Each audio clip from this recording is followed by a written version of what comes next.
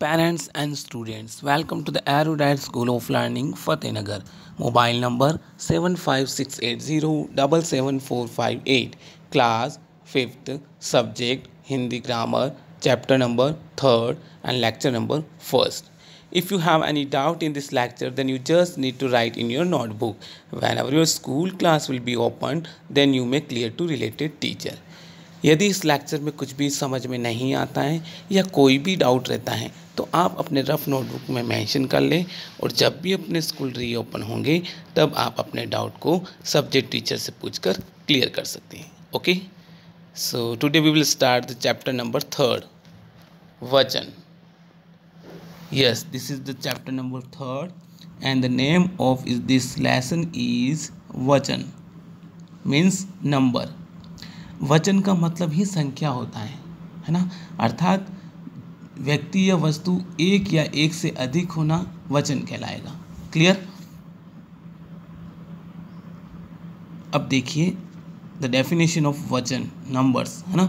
वचन पढ़ रहे हैं तो I am reading this definitions, you have to read along with me. Okay. वचन शब्द के जिस रूप से उसके एक या अनेक होने का बोध हो उसे वचन कहते हैं. अर्थात शब्द के जिस रूप से कोई वस्तु एक या एक से अधिक हो तो वो क्या कहलाता है, वचन. क्लियर. अब जैसे हिंदी भाषा में दो प्रकार के वचन होते हैं, एक वचन और बहुवचन. एक वचन मीन्स सिंगुलर और बहुवचन मीन्स प्लूरल. जैसे एक वचन, देखो एक वचन नाम से क्लियर हो रहा है. एक वचन, एक मीन्स सिंगल और वचन मीन्स संख्या, अर्थात जो संख्या में एक हो. अर्थात शब्द के जिस रूप से व्यक्ति या वस्तु के एक होने का भाव हो, एक होने का बोध हो या एक होने का ज्ञान हो, उसे हम कहते हैं एक वचन. क्लियर.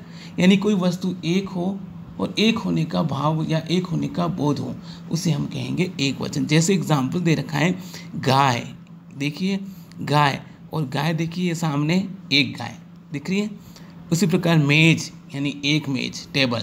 पुस्तक यानी एक पुस्तक और लड़का यानी एक लड़का, अर्थात ये एक वचन. Clear. Very easy topic. Next है आपका बहुवचन. बहु मीन्स ज़्यादा, वचन यानी संख्या, जो संख्या में ज़्यादा हो. नाम से क्लियर हो रहा है बहुवचन. अर्थात शब्द के जिस रूप से एक से अधिक व्यक्तियों या वस्तुओं का ज्ञान हो या बोध हो उसे हम बहुवचन कहेंगे, है ना. यानी एक वचन से जस्ट अपोजिट, वहाँ एक व्यक्ति वस्तु का होना या एक से ज़्यादा व्यक्तियों या वस्तुओं का होना. क्लियर.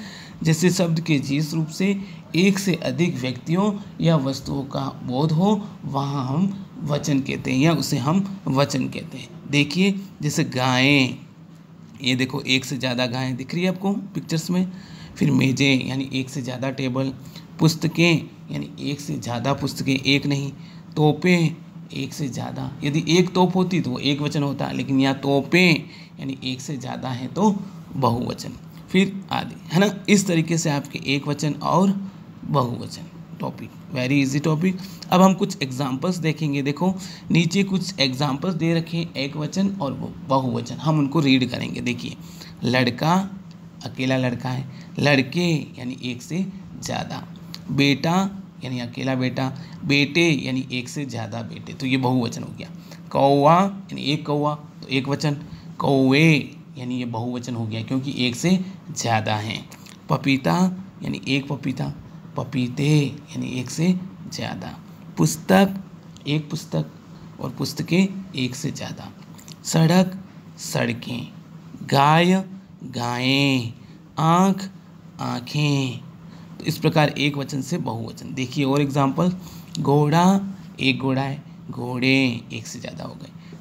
चिता चिते. गुब्बारा गुब्बारे. बगीचा बगीचे. भैंस भैंसें, एक से ज़्यादा भैंसें हो गई. किताब किताबें.